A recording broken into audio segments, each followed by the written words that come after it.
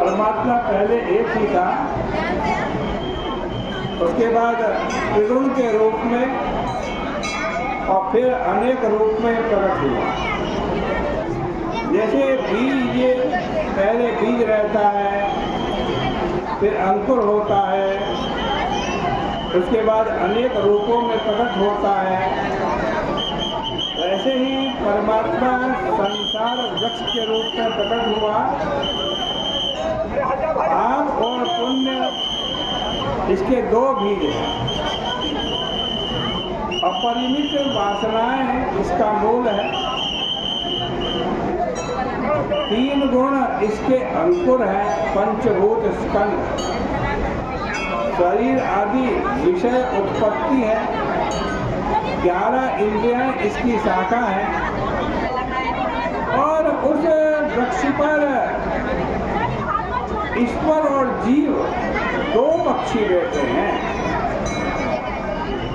और इसके दो फल हैं, एक सुख रूपी फल और दूसरा दुख रूपी फल।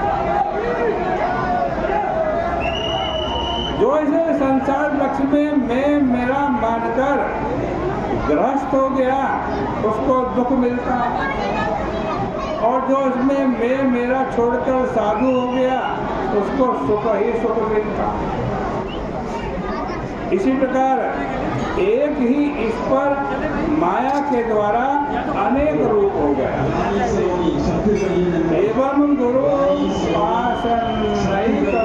भक्त्या विद्या पुकारेण चितेन धीरा। इसको जानने के लिए गुरु की उपासना करो, अनन्य भक्ति के द्वारा ज्ञान की कुल्हाड़ी को शान धरा दो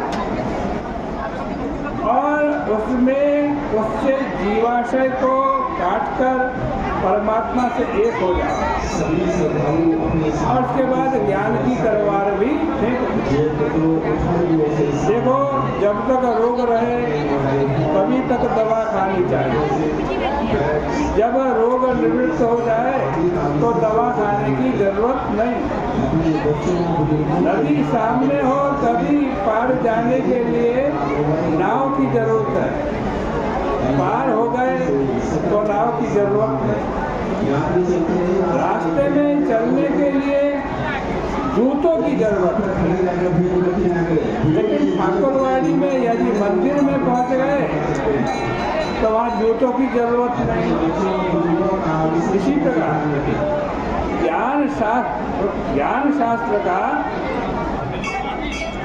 या ज्ञानास्त्र का, ज्ञान रूपी अस्त्र का उपयोग ब्रह्म ज्ञान की निवृत्ति के, अज्ञान की निवृत्ति के लिए है, ब्रह्म ज्ञान की प्राप्ति के लिए।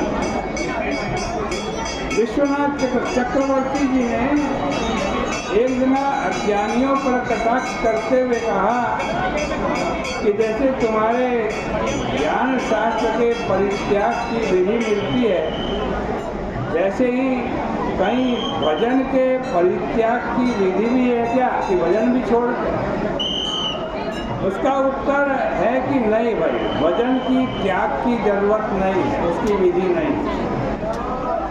ज्ञान न हो तब भी भजन करो, ज्ञान हो गया तब भी भजन करो, भजन हमेशा रहेगा। ज्ञान तो केवल रोग मिटाने के लिए है और रोग की दवा है। इस प्रकार से श्रीमद् भागवत महापुराण के 11 स्कंद का ये 12वां अध्याय भी